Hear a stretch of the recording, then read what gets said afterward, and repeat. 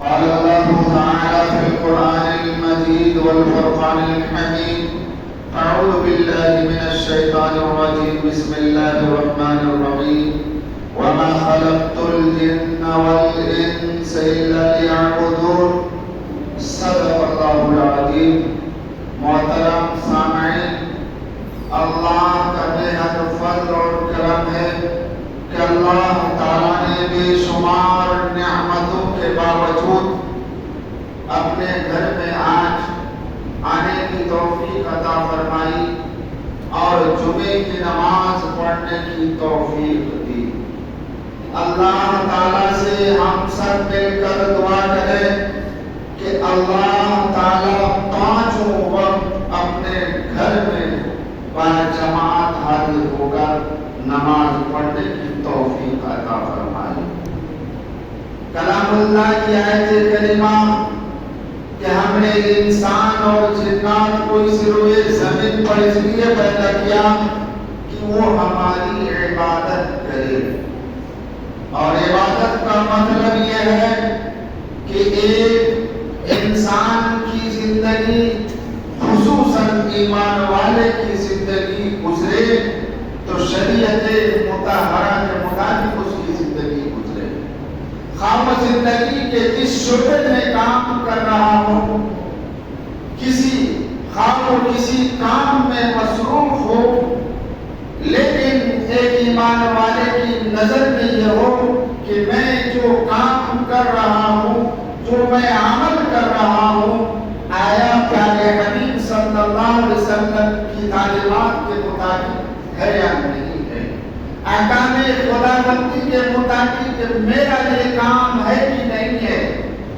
جس طرح پیارے حبیب صلی اللہ علیہ وسلم نے ضابطے اور اصول بتلائے ہیں، اس کی روشنی میں ہمارا یہ عمل اور ہمارا یہ کام ہے یا نہیں ہے۔ اگر وہ کام پیارے حبیب صلی اللہ علیہ وسلم کی تعلیمات کی روشنی میں ہے، احکام خداوندی کے مطابق ہے، تو یقیناً انسان خاص زندگی کے جس شعبے میں وہ کام کرے گا، وہ کام اور وہ عمل اس کی عبادت بن جائے گی، اور اللہ کے نزدیک اس آیت کریمہ پر وہ عمل کرنے والا ہوگا۔ ایسا نہیں، اس آیت کریمہ کا مطلب یہ ہرگز نہیں ہے کہ ایک انسان صرف نماز ہی پڑھنے کافی ہے، زکات ہی دیتے کافی ہے، اور دیگر ارکان کی تکمیل کرنے کافی ہے۔ ہرگز نہیں، بلکہ انسان کی زندگی کا ہر عمل، انسان کی زندگی کا ہر شعبہ احکام خداوندی کے مطابق ہو، پیارے حبیب صلی اللہ علیہ وسلم کی تعلیمات کی روشنی میں ہو، تو اس کی زندگی شرعی زندگی ہوگی، اس کا عمل عبادت اللہ کے نزدیک شمار کی جائے گی۔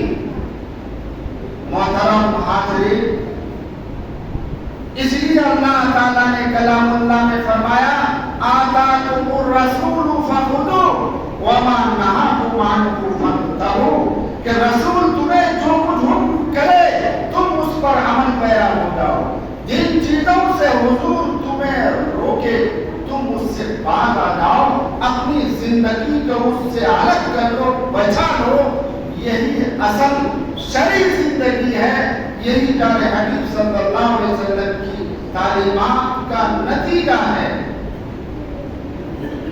کل ہم لوگوں نے 15 اگست کی خوشیاں منائی۔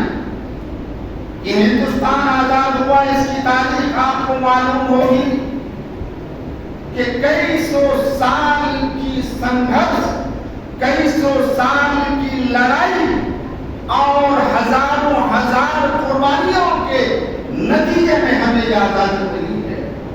اور سن 1857 کی جنگ سے پہلے ہمارے پرخوں نے، ہمارے آباء و اجداد نے بے شمار قربانیاں دی ہیں، اپنی جانوں کی قربانیاں دی ہیں، نذرانے پیش کیے ہیں، اور انتھک کوششیں کی ہیں، اور اتنی لمبی مدت کے بعد 15 अगस्त 1947 को आजादी मिली और हमारा ये हिंदुस्तान आजाद हुआ।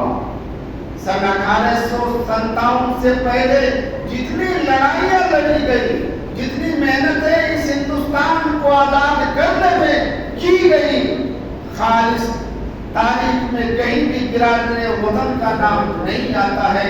वो तमाम हमारे ईमान वाले आबा व अजदाद और पुरखों का नाम आता है।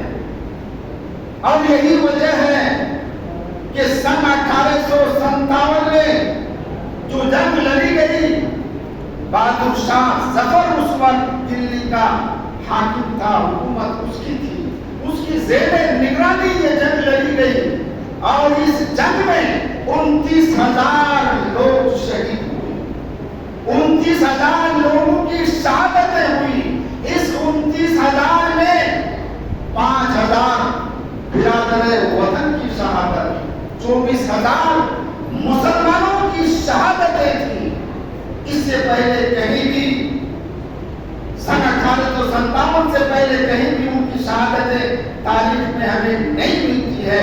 इसलिए मौरखीन ने और हुक्मरान तबका की तरफ से सन 1857 ही को जंग आजादी की पहली जंग कहा जाने लगी और लोग इसको लिखने लगे, कहने लगे, जबकि सच्चाई यह है, हकीकत यह है कि सन 1754 ही में जंग आजादी की लड़ाई शुरू हो चुकी थी और मुसलसल 100 सालों की लड़ाई और जंग के बाद हमारे